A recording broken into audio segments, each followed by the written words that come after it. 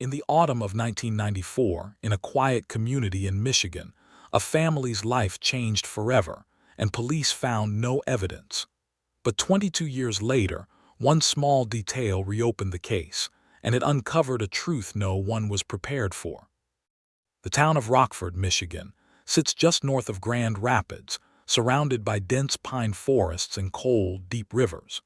In the early 1990s, it was the kind of place where people knew their neighbors by their first names, where children rode their bicycles until the streetlights came on, and where front doors were rarely locked during the day.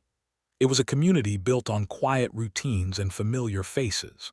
For 28-year-old Clara Higgins, this small, peaceful town was a safe haven.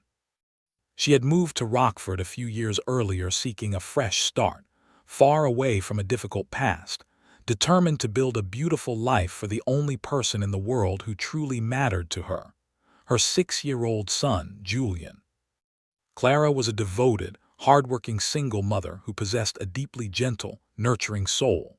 She worked full-time as a clerk at the local town post office, standing behind the counter every day with a warm, genuine smile that made her a beloved figure in the community. She knew exactly which families were waiting for letters from children away at college, and she always kept a small jar of candy on her counter for the kids who came in with their parents. Despite the long hours and the exhausting reality of raising a child entirely on her own, Clara never complained. Her entire universe revolved entirely around Julian. Julian was a quiet, highly observant little boy with bright blue eyes and a mop of messy brown hair. He was deeply attached to his mother, trailing behind her through the small, rented house like a tiny shadow. Because it was just the two of them, their bond was incredibly strong. They had their own secret languages, their own bedtime routines, and a profound, unbreakable trust. One of Julian's earliest and most vivid memories of his mother involved a highly distinct, unique physical trait. On the back of Clara's right shoulder, resting just below her collarbone, was a large, dark birthmark. It was roughly the size of a silver dollar, but its shape was incredibly distinct. It looked exactly like a jagged, five-pointed star. When Julian was a toddler, he would often trace the outline of the birthmark with his small index finger while Clara held him. Clara used to laugh softly, telling him that it was her own personal lucky star, stamped right onto her skin to make sure she could always guide him through the dark. To Julian, that star-shaped mark was the ultimate symbol of safety and maternal warmth. The first week of November in 1994 brought a bitter, freezing cold front down from Canada, covering the Michigan landscape in a thick, heavy layer of frost. The sky remained a permanent, pale shade of gray, and the harsh wind rattled the old, wooden window frames of Clara's modest, single-story rental home on the edge of town. Friday, November 11, began as a completely normal, unremarkable day. Clara worked her usual shift at the post office, waving goodbye to the local postmaster at 5 o'clock in the evening. She drove her reliable, older model blue sedan to the elementary school to pick Julian up from his after-school program.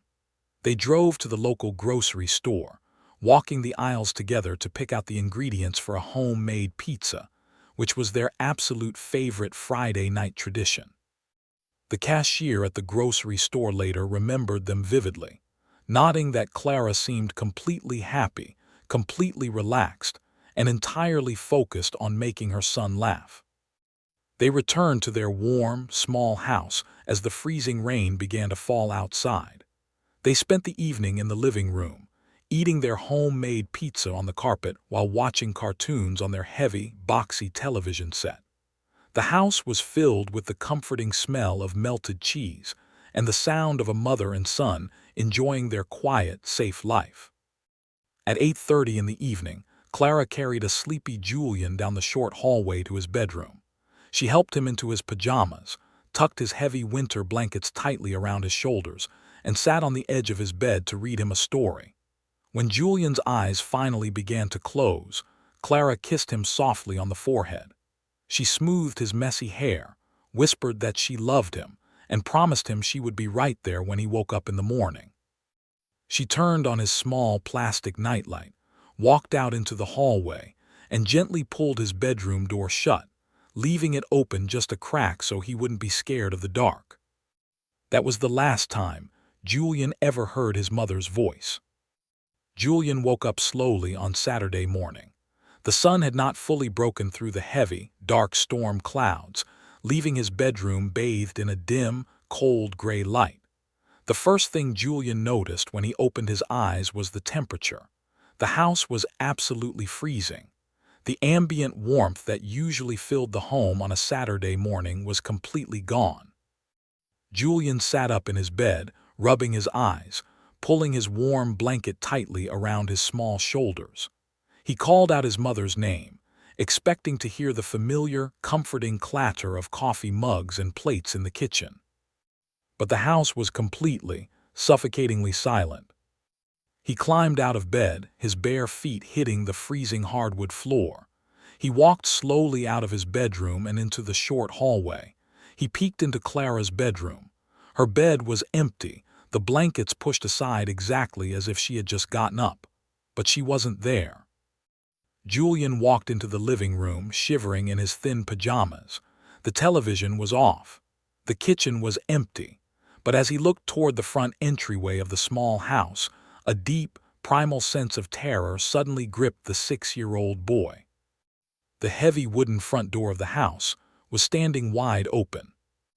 The freezing, bitter November wind was blowing aggressively through the doorway, carrying sharp needles of freezing rain directly onto the living room carpet. The cold air swept through the house, turning the small home into an icebox. Julian walked slowly toward the open door, calling for his mother again, his small voice trembling with pure fear. He looked out onto the wet driveway. Clara's blue sedan was parked perfectly in its usual spot, covered in a thin layer of morning ice. He turned around and looked at the small wooden table sitting next to the front door. Resting perfectly on the table was Clara's heavy leather purse. Sitting right next to the purse was her keychain, containing the keys to the house and the car. And hanging neatly on the brass hook directly above the table was her thick, heavy winter coat. Panic, absolute and overwhelming, finally consumed the little boy. He knew his mother would absolutely never leave the front door open. He knew she would never leave the house without her coat in the freezing rain. And he knew, with total, heartbreaking certainty, that she would never, ever leave him alone. Julian ran out the open front door in his bare feet and pajamas, completely ignoring the freezing rain hitting his skin. He sprinted across the wet, frosty grass to the house next door. He began pounding desperately on his neighbor's front door, crying uncontrollably. An elderly woman named Mrs. Gable opened the door, her eyes widening in pure shock when she saw the terrified, freezing 6-year-old boy standing on her porch. She immediately pulled him inside, wrapping him in a heavy quilt, and asked him what was wrong. Through heavy, hyperventilating sobs, Julian told her that his front door was open and his mother was completely gone. Mrs. Gable did not hesitate. She picked up her kitchen telephone and dialed 911. Before we continue, if this story has kept you watching, please subscribe. Your support truly means a lot to us. Within 15 minutes, the flashing red and blue lights of 2 Rockford police cruisers cut through the gloomy morning rain, pulling up onto the wet grass in front of Clara's house. A veteran investigator named Detective Russell Thorne stepped out of his vehicle. Thorne was a large, deeply methodical man with decades of experience, but walking into a scene involving an abandoned child always made his stomach churn with dread. Detective Thorne and his deputies entered Clara's open front door with their weapons drawn, systematically sweeping every single room of the small house to ensure there was no immediate threat. They checked the closets, they checked the small basement, and they checked the backyard. The property was entirely empty of human life. Thorne walked back into the living room, holstering his weapon, and began to carefully observe the details of the home. The scene was incredibly confusing, defying all the normal logic of a violent crime. The house was perfectly pristine. There were absolutely no signs of a struggle. None of the furniture was overturned. The lamps were standing perfectly upright on their tables, and there was no broken glass on the floor. There were no muddy footprints on the carpet, and there was absolutely no blood.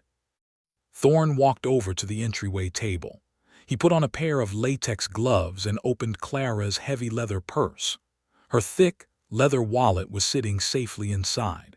He opened the wallet and found over $80 in cash, her driver's license and her credit cards, completely untouched. He looked at the heavy winter coat hanging on the brass hook, and then he looked out the open door at the freezing rain falling on the blue sedan. The terrifying reality of the situation began to settle heavily over the seasoned detective. This was not a robbery. A thief does not leave cash sitting in an open purse, and this was absolutely not a voluntary disappearance. A devoted mother does not abandon a 6-year-old child in the middle of a freezing night, walking out into a massive winter storm without her coat, her money, or her vehicle. Someone had been inside the house while Julian was sleeping. But as Detective Thorne examined the heavy brass lock on the front door and checked the latches on every single window in the home, the most terrifying, unexplainable question of the morning completely paralyzed his investigation. There was absolutely no sign of forced entry anywhere in the house. How did someone get inside the locked home, take a young, healthy woman out into the dark without making a single sound, and leave her sleeping child entirely undisturbed? The complete lack of forced entry at Clara's house created an immediate, terrifying puzzle for the Rockford Police Department. Detective Russell Thorne stood in the freezing living room, his mind racing through the impossible logistics of the crime. Someone had bypassed the heavy brass lock on the front door, walked quietly into the home while a mother and child were sleeping, and taken Clara out into a massive winter storm.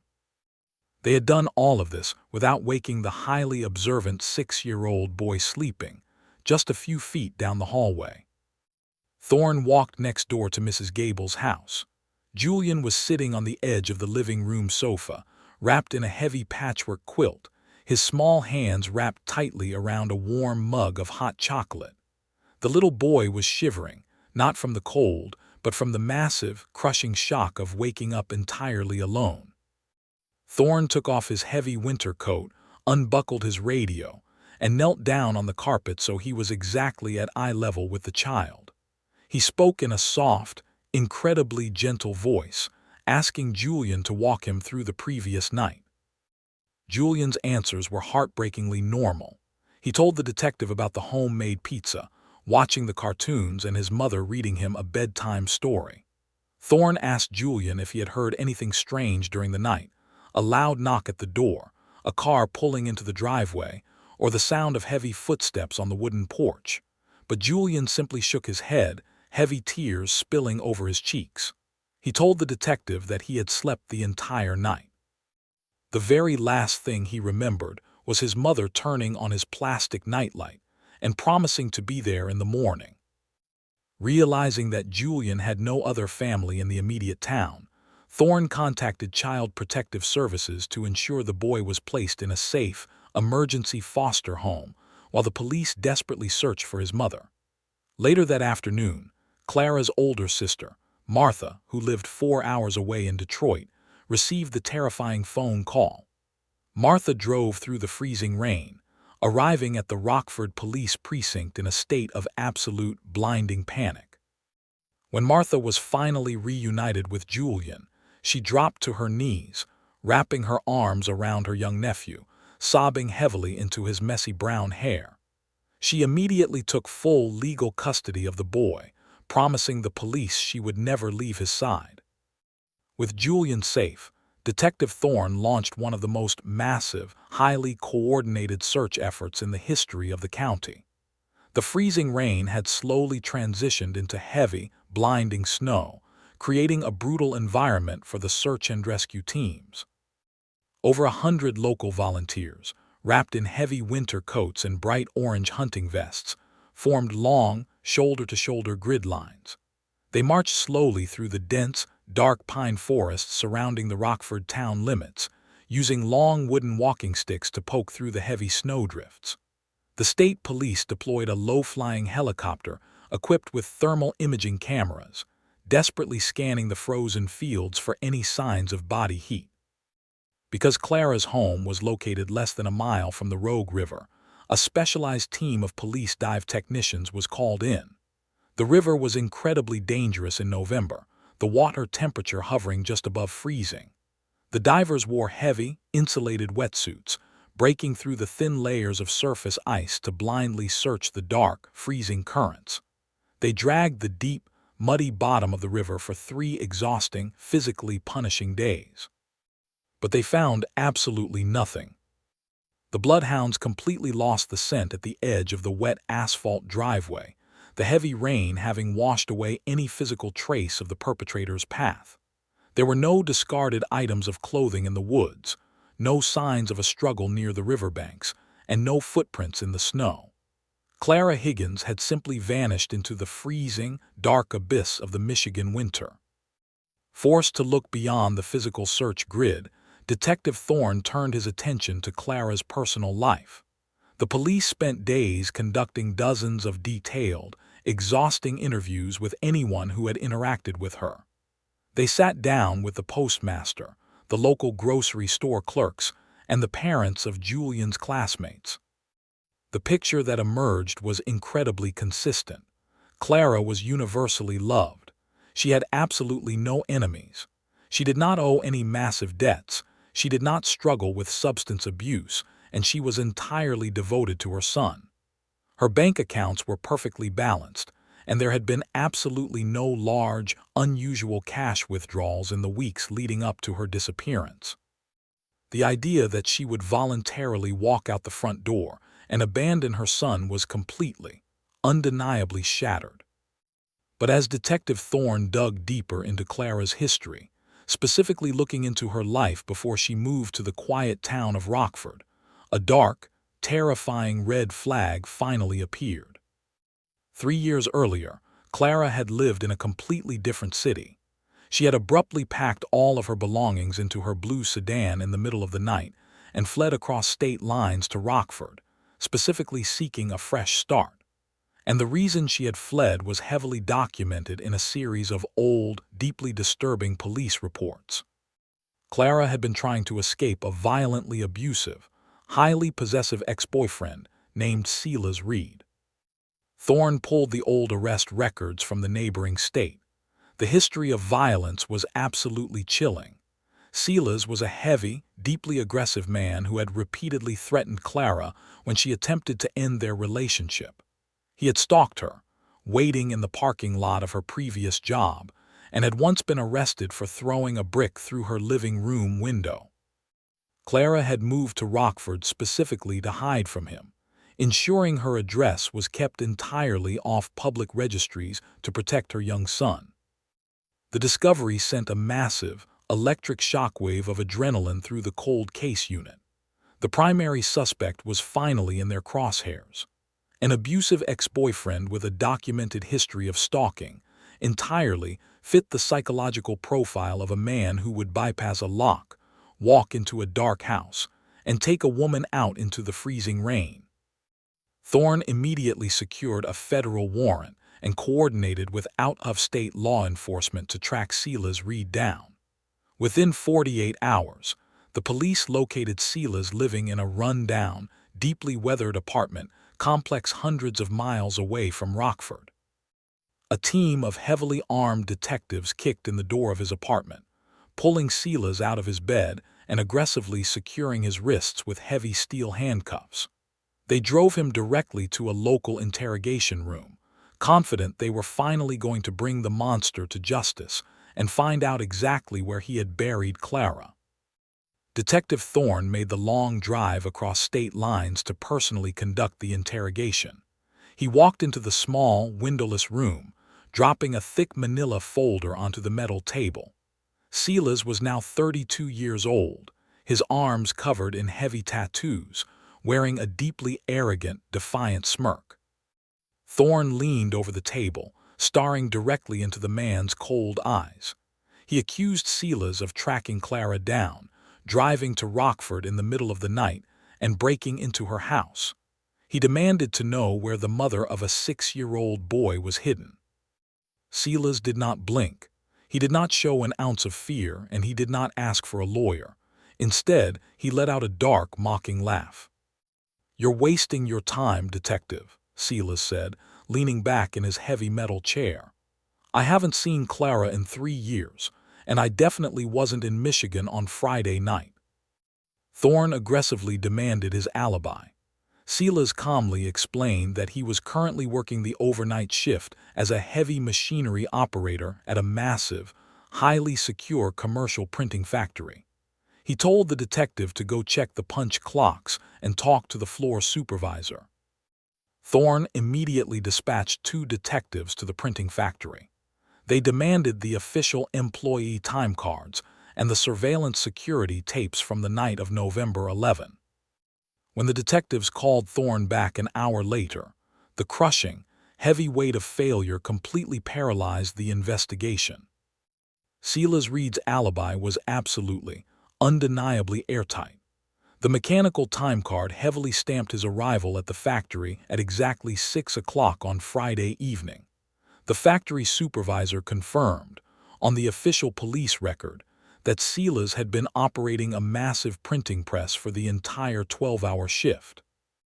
And most devastatingly, the grainy, black-and-white security cameras covering the factory floor explicitly showed Silas walking back and forth, carrying heavy boxes of paper at exactly 2 o'clock in the morning, the exact time Clara was taken from her home hundreds of miles away. It was physically, geographically impossible for Silas Reed to have been in Rockford, Michigan. The primary suspect was entirely cleared of the crime. Silas walked out of the police precinct a free man, leaving Detective Thorne standing in the empty hallway, entirely devoid of any other leads. The massive brick wall completely stalled the investigation. The police had absolutely no other suspects. They had no physical evidence, no fingerprints, and no abandoned vehicles. The heavy winter snow continued to fall, completely freezing the small town and permanently burying any microscopic clues that might have been left in the grass. As the weeks slowly bled into months, the crushing, agonizing reality of a cold case settled heavily over the Higgins family. Martha formally adopted Julian, moving him away from the traumatic memory of the empty house to live with her in Detroit.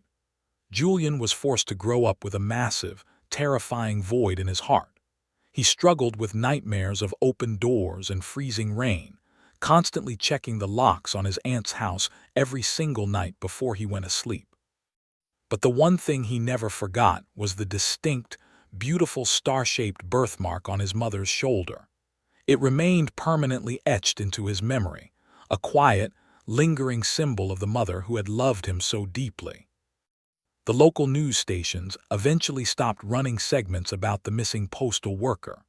The bright yellow flyers taped to the windows of the Rockford grocery store faded in the harsh winter sun, their edges curling until Clara's smiling face was barely visible.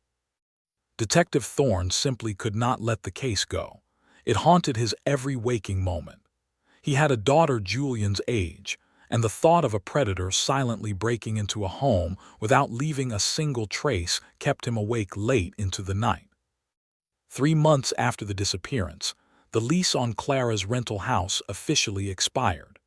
The landlord contacted the police department, informing them that a cleaning crew was coming in the next morning to completely pack up Clara's remaining furniture and belongings so the house could be rented to a new family.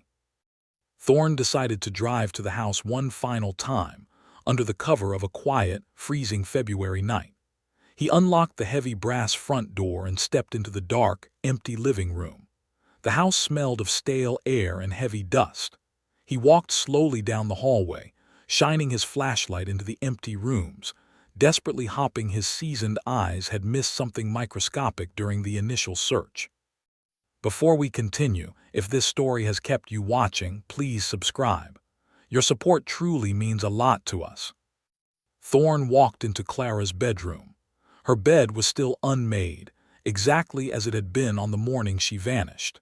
He opened her closet, running his hands over the hanging winter coats, completely frustrated by the agonizing lack of answers. As he knelt down on the carpet to inspect the wooden baseboards inside the dark closet, his flashlight beam caught something deeply unusual.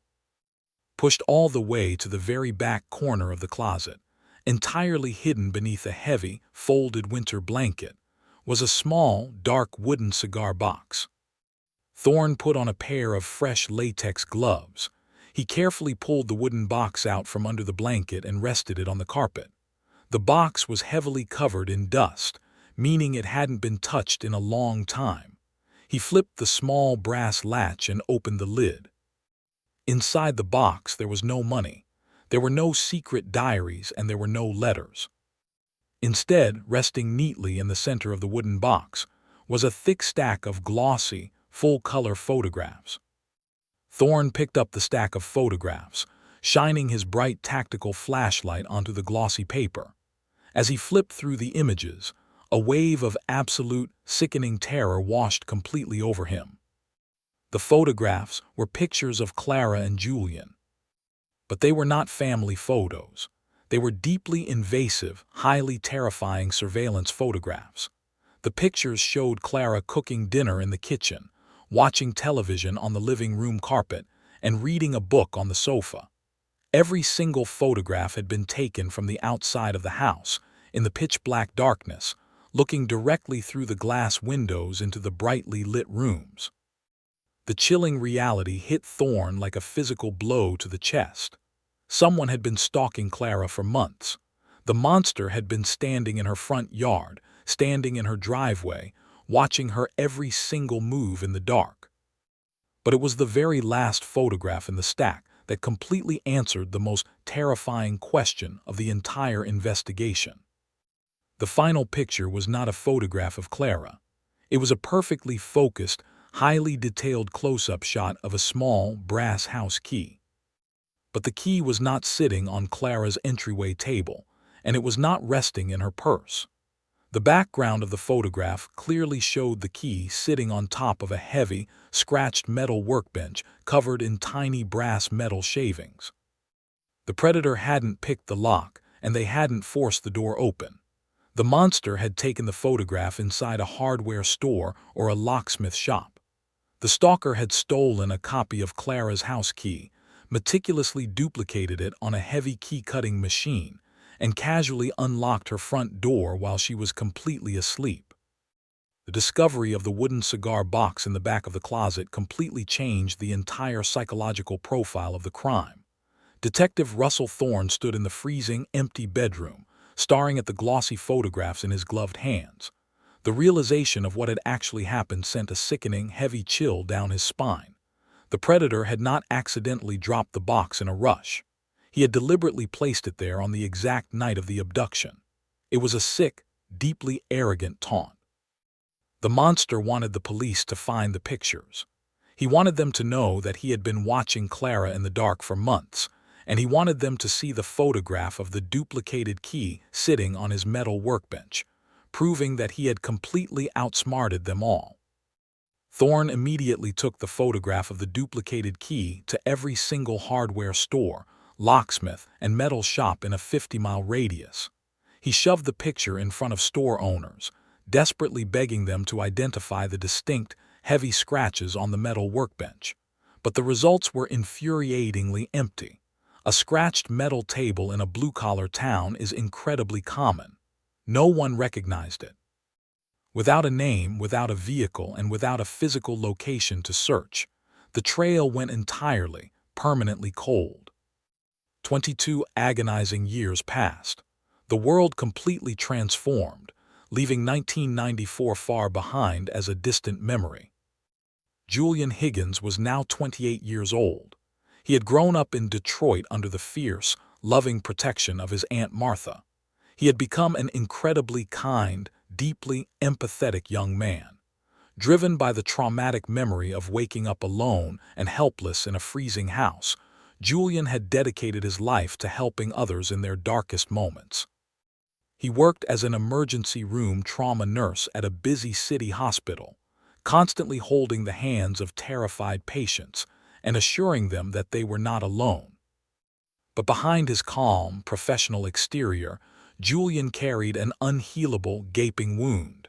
He had never, ever stopped looking for his mother. His small Detroit apartment was filled with filing cabinets, binders, and corkboards completely covered in missing person flyers. Every single night, after working a grueling 12-hour shift at the hospital, Julian would sit at his computer desk, drinking black coffee, and meticulously comb through the National Missing and Unidentified Persons System. He searched through thousands of digital files, looking at age-progressed sketches and Jane Doe reports from across the country, desperately hoping to find a single trace of Clara. On a quiet, rainy Tuesday night in November of 2016, exactly 22 years after his mother vanished into the winter storm, Julian was scrolling through a newly updated database of unidentified women in the Midwest.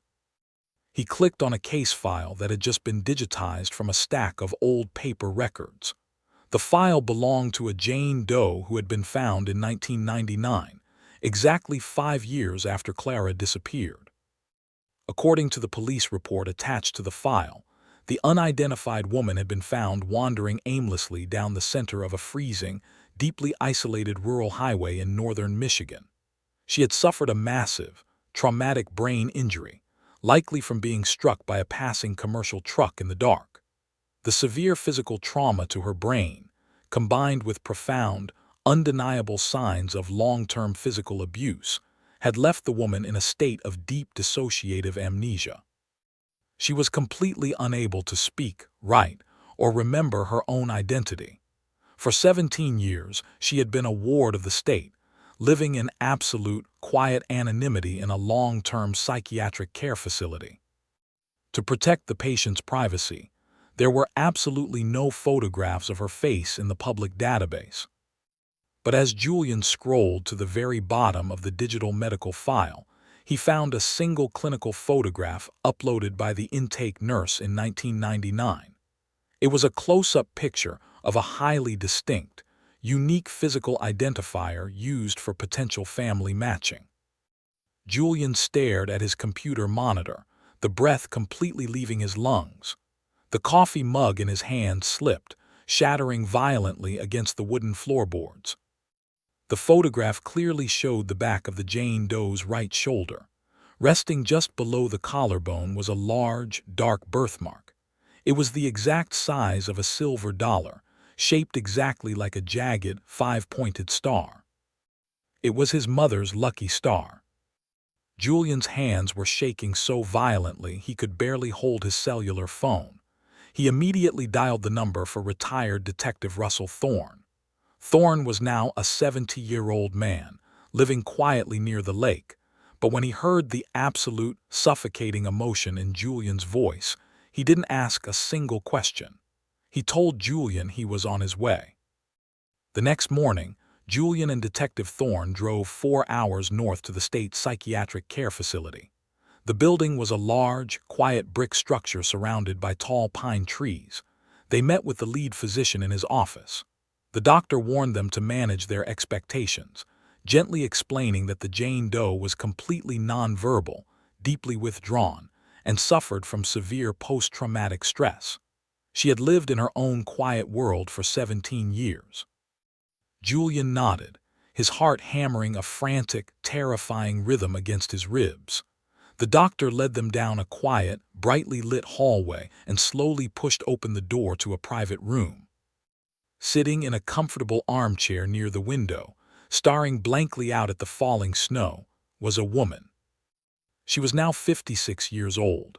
Her hair, once a vibrant dark brown, was now completely silver. Her face was deeply lined, carrying the heavy, agonizing weight of unimaginable trauma. But as she slowly turned her head away from the window and looked toward the doorway, Julian saw her bright blue eyes. It was Clara. Julian fell completely to his knees on the linoleum floor.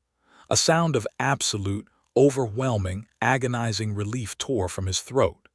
He crawled toward the chair, reaching out with trembling hands, and gently took her pale, fragile hands in his own. "Mom," Julian choked out, tears openly flooding down his cheeks, dropping his head onto her lap. "Mom, it's me. It's Julian. I found you." Clara did not speak. The traumatic brain injury had permanently locked away her ability to form words. She stared down at the young man weeping on her lap, her blue eyes confused and clouded. But as Julian gently reached up and touched the star-shaped birthmark on her shoulder, a deep, primal, maternal instinct suddenly broke through the heavy fog of her amnesia. Clara's lower lip began to tremble violently. A single, heavy tear rolled down her weathered cheek. She slowly raised her trembling hand and buried her fingers deep into Julian's messy brown hair, gently smoothing it back, exactly the way she had done when he was 6 years old. She didn't know her own name, but her soul absolutely recognized her son. Detective Thorne stood in the doorway, openly weeping, witnessing a miracle that he had believed was entirely impossible. But as he watched the mother and son reunite after 22 years of darkness, a cold, burning, unyielding fury began to ignite in his chest. Clara was alive, but the monster who had stolen 22 years of her life, who had abused her for 5 years and forced her to run onto a dark highway in terror, was still completely free. Thorne did not waste a single second. He walked straight to the facility's front desk and demanded a hard copy of the original 1999 police report detailing exactly where Clara had been found wandering. The report stated she was found walking along the shoulder of County Road 9, just a few miles outside the tiny, deeply isolated logging town of Blackwood, Michigan. Blackwood was a massive, sprawling rural county completely covered in dense forests, located nearly 2 hours north of where Clara had originally vanished. Thorne's mind immediately raced back to the terrifying photograph of the brass house key resting on the scratched metal workbench.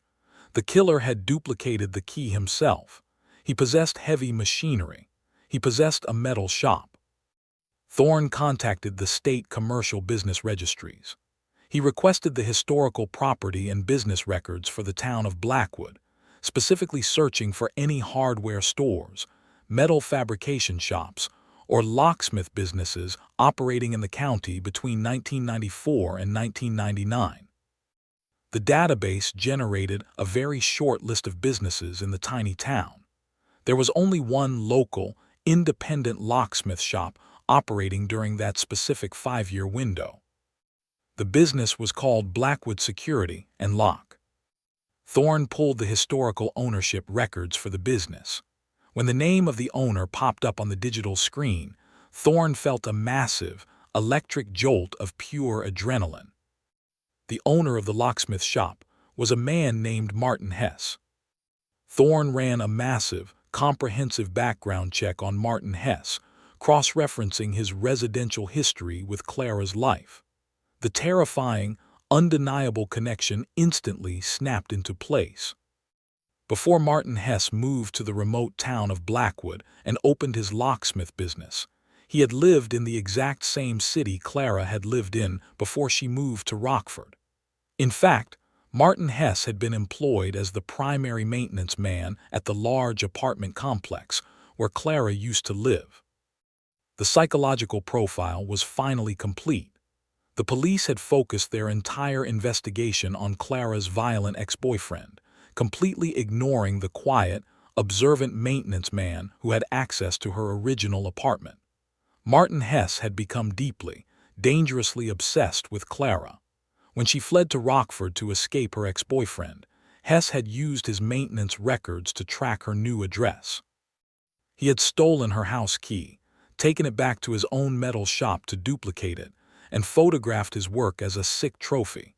He had bypassed the lock, walked into her quiet home while she was reading Julian a bedtime story, and taken her out into the freezing rain. Before we continue, if this story has kept you watching, please subscribe. Your support truly means a lot to us. Thorne immediately pulled the modern property records for Martin Hess. The locksmith shop in Blackwood had officially gone out of business and closed its doors in 2001, just 2 years after Clara escaped and was hit by the truck. Martin Hess was now 65 years old, but he had never sold the property. He still legally owned the abandoned commercial building, living in a small trailer completely off the grid just a few miles away. Thorne contacted the state police, organizing an immediate, highly aggressive tactical raid.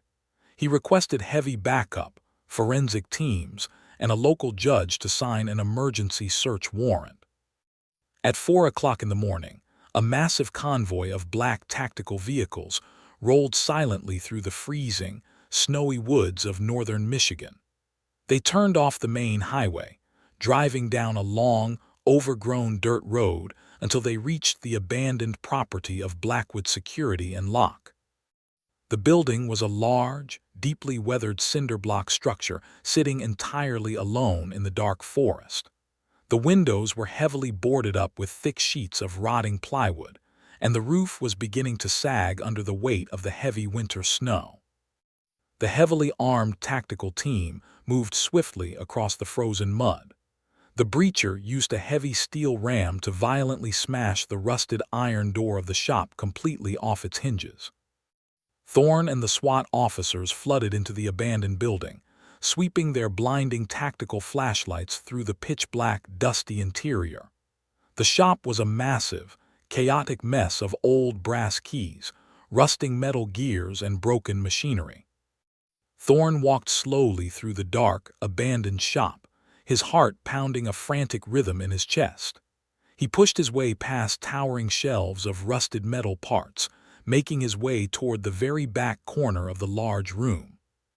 Sitting directly in the center of the dusty concrete floor, completely illuminated by the bright beam of his flashlight, was a heavy metal workbench. Thorne stepped closer, shining his light directly onto the surface of the table. The metal was covered in thick, deep scratches.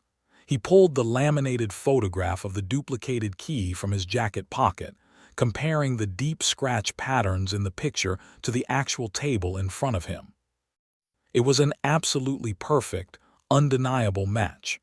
This was the exact workbench where Martin Hess had built the key that destroyed Clara's life. But as Thorne moved his flashlight beam away from the table, scanning the dusty concrete floor directly beneath the heavy workbench, his blood ran completely cold. Hidden entirely under the shadow of the heavy metal table was a thick, solid steel trapdoor set directly into the concrete foundation. The trapdoor was secured by a heavy, industrial deadbolt. Thorne signaled the tactical team. Two massive officers stepped forward, using heavy crowbars to violently pry the steel door open. They threw the heavy hatch backward, revealing a dark, narrow wooden staircase leading straight down into the earth. A rush of incredibly stale, freezing air blew up out of the hole, smelling of damp soil, old rust, and absolute terror. Thorne drew his service weapon, switched his flashlight to its highest setting, and slowly began to descend the wooden stairs into the pitch-black, hidden basement. The silence in the underground room was suffocating. When his boots hit the dirt floor at the bottom of the stairs, Thorne swept his bright white light across the terrifying, windowless space, illuminating a sight that completely stopped his heart. The bright white beam of Detective Russell Thorne's tactical flashlight cut fiercely through the pitch-black darkness of the underground room, completely shattering 22 years of absolute silence. Thorne stepped off the final wooden stair, his boots hitting the damp dirt floor of the hidden basement. The air down here was suffocatingly heavy, smelling of old, rusted iron, damp earth, and chemical bleach. The subterranean room was much larger than the footprint of the locksmith shop above it. It was a sprawling, windowless cavern that had been meticulously reinforced with thick, heavy cinder blocks to ensure that absolutely no sound could ever escape to the surface. Thorne slowly swept his flashlight across the freezing, terrifying space, illuminating a sight that completely stopped his heart. Directly in the center of the dark basement, bolted deeply into the concrete foundation, was a massive, custom-built cage made of thick steel bars. Thorne walked slowly toward the heavy steel enclosure, his breath plumbing in the freezing air. The cage was roughly 8 feet wide and 10 feet long. Inside the terrifying, claustrophobic prison was a single, rusted metal cot covered by a thin, heavily stained mattress. A small plastic bucket sat in the corner. Thorne reached out with a trembling, gloved hand and grabbed the heavy steel bars. He shined his flashlight onto the cinder block wall directly behind the metal cot. The gray stone was completely covered in hundreds of deep, frantic, desperate scratch marks. They were the undeniable, heartbreaking physical evidence of a young mother fighting desperately to hold onto her sanity in the dark. As Thorne looked closer at the rusted metal frame of the cot, he saw a small, folded piece of fabric tucked into a hollow metal tube. He carefully pulled it out and unfolded it in the bright beam of his flashlight. It was a small, faded blue cotton shirt. It was a child's shirt. Thorne closed his eyes, a massive, agonizing wave of emotional agony washing completely over him. It was a shirt that belonged to a 6-year-old Julian. Clara had managed to grab it on the night she was taken, holding onto it as her only physical tether to the son she loved so deeply. For 5 brutal, agonizing years, she had sat in this freezing, pitch-black cage, holding that tiny blue shirt against her chest, desperately trying to remember the smell of her little boy. It was completely heartbreaking. It really was. The heavy, suffocating reality of what Clara had endured down here made Thorne's stomach turn violently. But as the tactical officers fanned out across the massive basement, their flashlights illuminating the far corners of the dark room, the true, horrifying scale of Martin Hess's existence was finally exposed. Against the far wall of the basement sat a massive, industrial steel filing cabinet, stretching nearly 10 feet across the dirt floor. Thorne walked over to the heavy metal cabinet and pulled the first large drawer open. The drawer was completely filled with hundreds of small, brass house keys. The keys were meticulously organized on heavy metal rings. Attached to every single key was a small, white paper tag containing a neatly handwritten street address. Thorne pulled the second drawer open. It was filled with clear plastic storage bins. Inside the bins were stolen driver's licenses, wallets, and pieces of jewelry. Thorne pulled the third drawer open, and his blood ran completely cold. The drawer contained dozens of thick photo albums. Thorne opened the first album. It was filled with terrifying, invasive Polaroid photographs taken through the bedroom windows of unsuspecting women across the entire state of Michigan. The dark, brilliant, terrifying truth of the predator was completely laid bare. Martin Hess was not just a man who had become obsessed with a single woman. He was one of the most prolific, highly organized, and entirely undetected serial stalkers in the history of the Midwest. He had used his job as an apartment maintenance man, and later his job as a commercial locksmith, to secretly duplicate the keys of hundreds of homes. He was a phantom who could walk through locked doors in the middle of the night, standing in the dark while families slept, stealing a single photograph or a piece of jewelry, and leaving without making a single sound. Clara Higgins was not his only target, but she was the one he had decided to keep. Thorne slammed the heavy metal drawer shut, his hands shaking with a fierce, burning, unyielding fury. The monster who had built this underground hell was still alive, and he was sleeping comfortably in a trailer just a few miles away. Thorne turned to the tactical commander, his voice echoing with absolute, desperate authority. He ordered the SWAT team to mobilize immediately. They were going to raid the trailer, and they were going to tear the monster apart. The convoy of heavy, blacked-out tactical trucks sped down the dark, rural highways of northern Michigan. The freezing rain had turned into a massive, blinding blizzard. The heavy snow whipped aggressively across the windshields as the trucks turned off the main road, navigating a treacherous, deeply rutted logging path that led deep into the dense, dark pine forest. The property records indicated that Martin Hess lived entirely off the grid, hiding in a small, weathered aluminum trailer at the very end of the logging road. The tactical trucks cut their headlights a mile away from the target. The heavily armed officers dismounted, pulling their thick winter coats tight against the bitter, howling wind. They marched in absolute, silent coordination through the knee-deep, freezing snow, their assault rifles raised, using advanced thermal imaging goggles to see through the heavy blizzard. Through the dense, snowy trees, the faint, dim yellow glow of a small window finally appeared. The trailer was a decaying, rusted metal box sitting completely alone in the dark forest. A thin stream of gray smoke was rising from a small metal chimney pipe on the roof. He was inside. The tactical officers formed a tight perimeter around the fragile aluminum structure. Thorne stood behind the lead breacher, his heart pounding a frantic, terrifying rhythm against his ribcage. He raised his hand, holding his breath as the freezing wind howled through the pine branches. He dropped his hand. The breacher swung a heavy steel battering ram violently against the flimsy metal door of the trailer. The loud, deafening crash echoed like a gunshot across the silent forest. The door was instantly blown entirely off its weak hinges, crashing heavily onto the dirty linoleum floor inside. "Police, get on the ground!" the officers roared, flooding into the tiny, cramped living space, their blinding white tactical lights cutting through the thick cigarette smoke filling the room. Martin Hess was sitting at a small, filthy folding table in the center of the room, drinking a cup of black coffee. He was now 65 years old. His hair was completely gray and heavily thinned, his face covered in deep, weathered wrinkles. He looked like an entirely ordinary, quiet old man.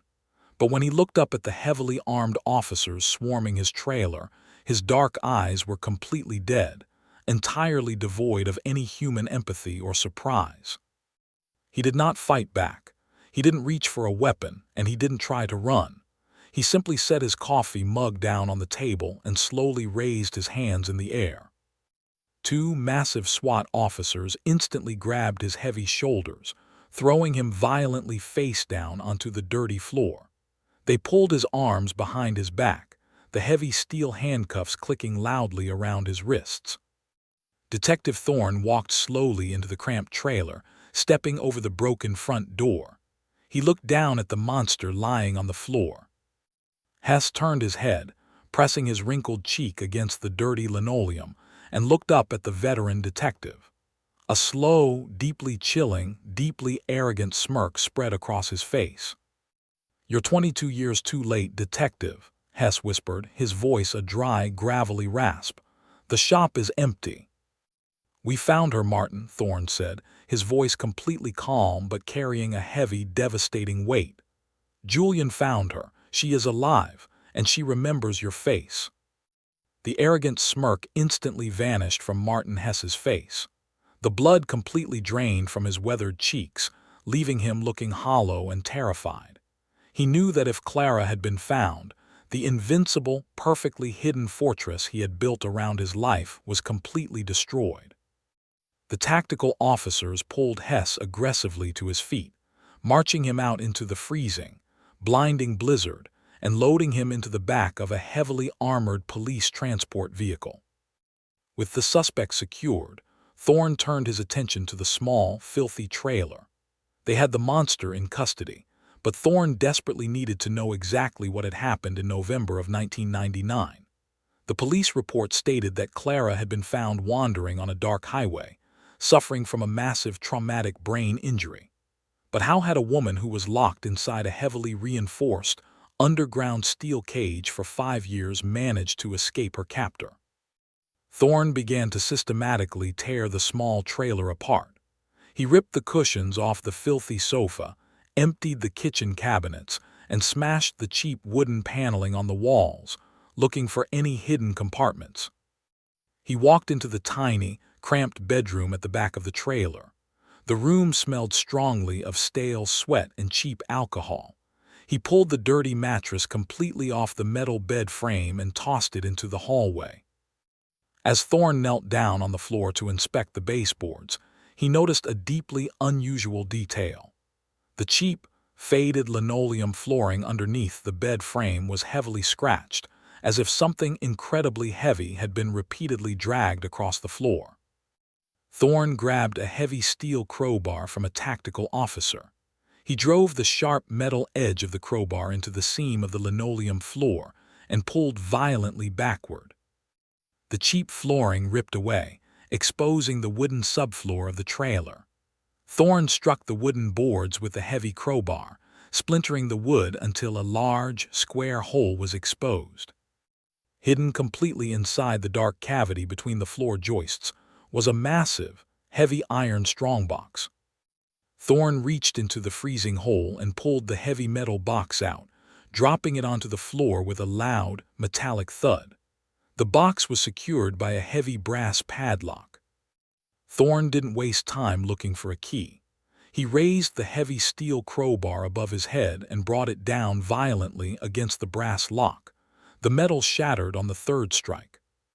He pulled the heavy iron lid open, shining his tactical flashlight directly into the box. Inside the strongbox, there was no money, and there were no more stolen house keys. Resting carefully in the center of the box was a thick, heavy, leather-bound journal. Thorne put on a pair of latex gloves and gently lifted the journal out of the box. He opened the heavy leather cover. The pages were completely filled with Martin Hess's neat, meticulous, highly organized handwriting. It was a terrifying, horrifying daily ledger of Clara's 5 years in captivity. Thorne flipped through the pages, his stomach turning as he read the monster's sick, obsessive thoughts. Hess had documented exactly when he fed her, when he turned the lights on, and how he had tried to completely break her spirit. It was the diary of a man who believed he was an absolute god controlling a deeply fragile world. But as Thorne quickly flipped toward the very back of the journal, stopping at the entries dated in early November of 1999, the tone of the writing suddenly, violently shifted. The neat, organized handwriting instantly became frantic, chaotic, and deeply terrified. The ink was heavily smeared across the pages, as if Hess had been writing with trembling, panicked hands. Thorne read the final, terrifying entry in the journal. "She tricked me," the final entry read, the letters deeply gouged into the paper. "She pretended to be broken. She waited for 5 years. When I opened the cage to give her water, she didn't run away. She didn't scream. She fought back. She is gone, and she took it with her." Thorne's heart began to hammer violently against his ribs. Clara hadn't just accidentally escaped because Hess left a door unlocked. She had executed a deeply calculated, violently desperate plan to fight a massive, heavy man in the pitch-black darkness of an underground basement, and she had completely won. But as Thorne looked back down into the open iron strongbox, he realized that the journal was not the only thing hidden inside the heavy metal vault. Resting at the very bottom of the box, completely wrapped in a deeply faded, heavily blood-stained white towel, was a heavy, solid object. Thorne reached into the box and carefully pulled the heavy towel open.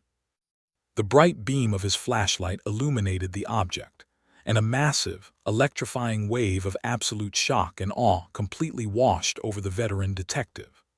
The object resting in the blood-stained towel completely changed the entire narrative of Clara's escape, revealing a level of incredible, unstoppable maternal willpower that no one had ever anticipated. The heavy, solid object resting at the very bottom of the iron strongbox, completely wrapped in a deeply faded, heavily blood-stained white towel, completely changed the entire narrative of Clara's escape. Detective Russell Thorne carefully pulled the edges of the towel apart, shining his bright tactical flashlight onto the object hidden inside. It was a thick, heavy, solid steel pipe, nearly 2 feet long. Thorne instantly recognized the dull, gray metal. It was one of the heavy steel support legs from the rusted metal cot inside the underground cage. The end of the heavy pipe was severely dented and heavily covered in dark, dried blood. Thorne stared at the heavy steel weapon, a massive, electrifying wave of absolute shock and profound respect washing over him. The true, breathtaking story of exactly what had happened in the freezing darkness of November 1999 suddenly became crystal clear. Clara Higgins had not been a passive victim. She had not waited for someone to rescue her, and she had not accidentally escaped because Martin Hess simply forgot to lock a door. She had gone to war.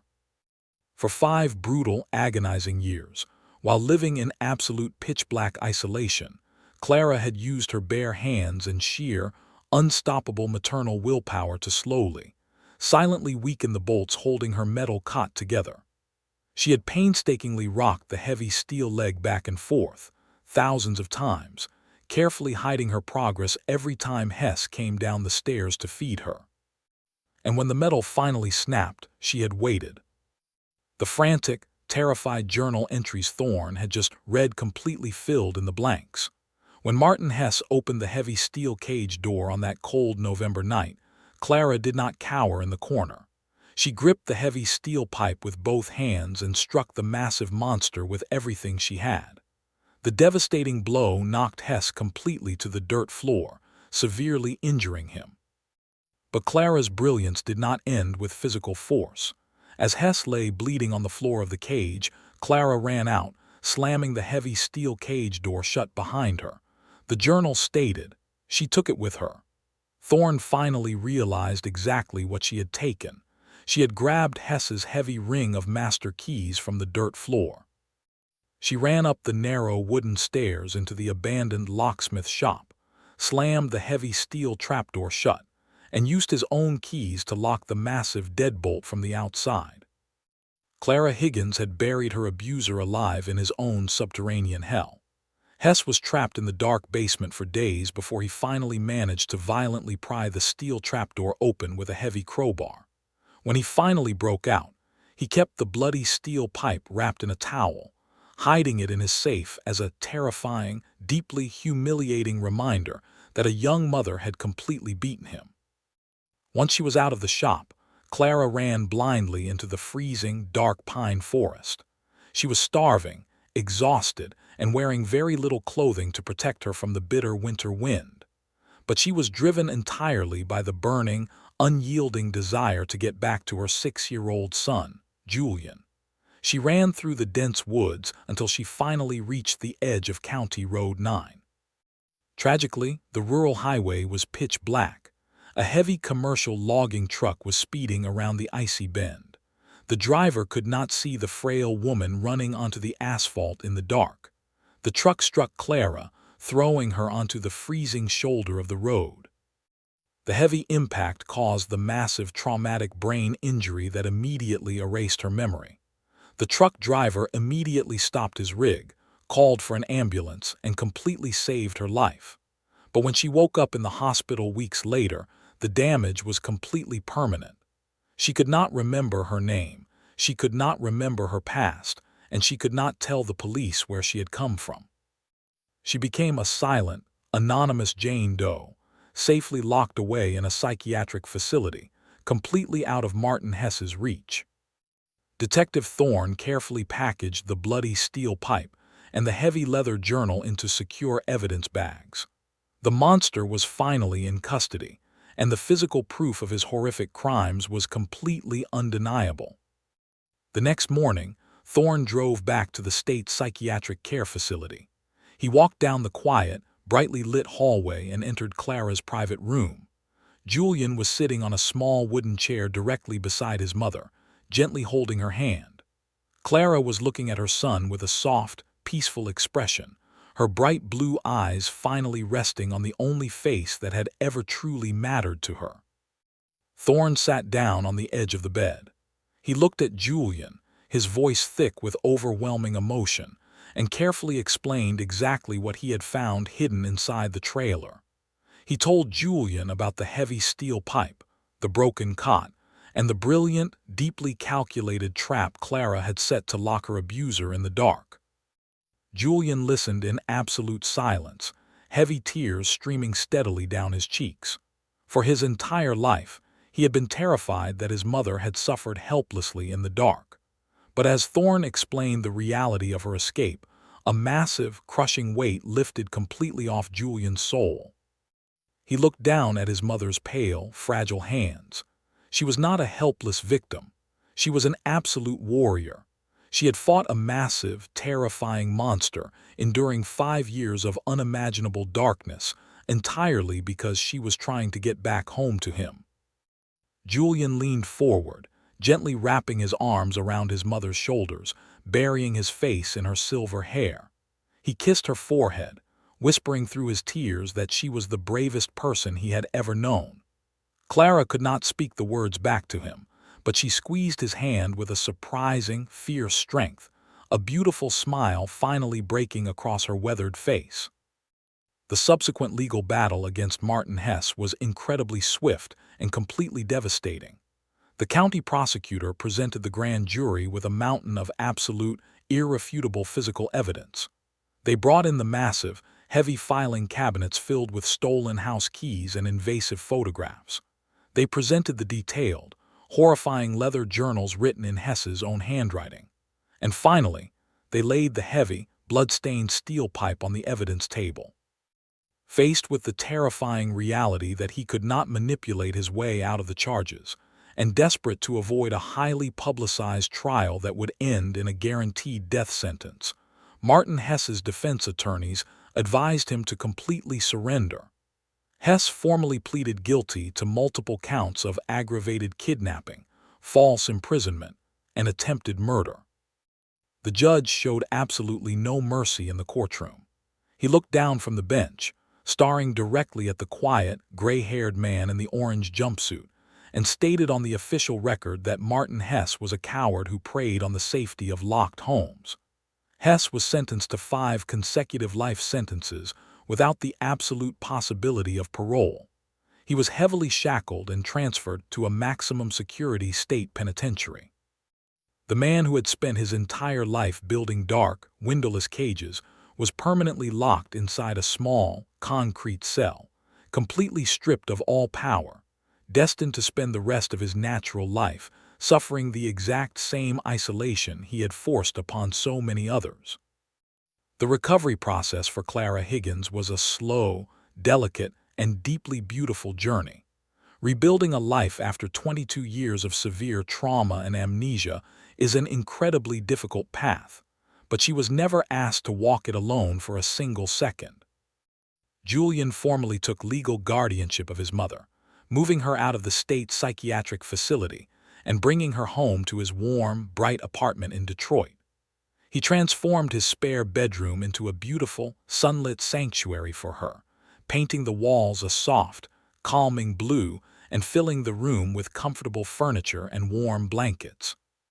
Because Julian worked as an emergency room trauma nurse, he possessed the exact medical knowledge, the endless patience, and the deep empathy required to help her heal. He arranged for highly specialized neurological therapy, occupational healing, and quiet, gentle routines to help Clara feel completely safe. She never fully regained her ability to speak in long sentences, and the heavy memories of her life before 1994 remained permanently locked behind the damage of her brain injury. But the emotional memory of a mother's love is stored in a place much deeper than the physical mind. Clara learned how to communicate with her son through bright, warm smiles, gentle squeezes of his hand, and quiet laughter. On a freezing Friday evening in late November, exactly 1 year after Julian had found her in the facility, the two of them were sitting on the warm carpet of Julian's living room. The heavy winter snow was falling quietly outside the glass windows, but the apartment was completely filled with the comforting, rich smell of melted cheese and baked crust. Julian carried a large homemade pizza out of the kitchen, setting it down on a wooden coffee table in front of them.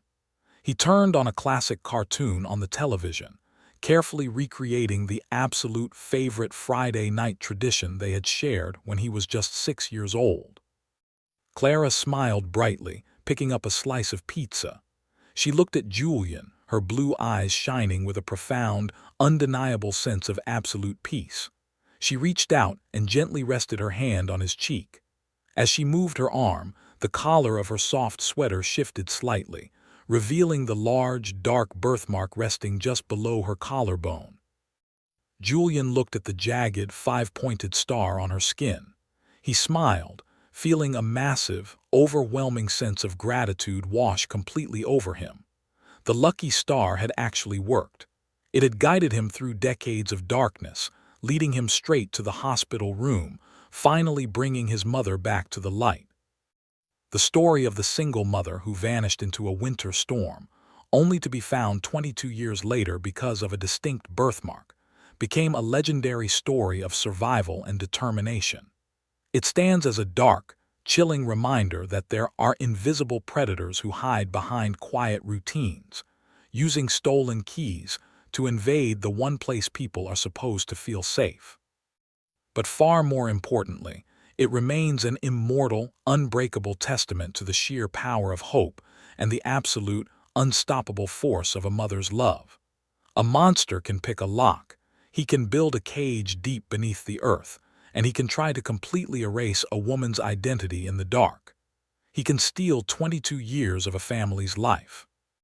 But true love, much like a bright star in the night sky, can never be completely extinguished by the dark. It waits in the heavy silence, it survives the deepest isolation, and eventually it always provides the strength to break the iron bars. Time has a way of exposing every hidden secret, proving that no matter how deep you bury the truth, and no matter how many years pass, love will always find a way to break through the concrete and finally bring you home.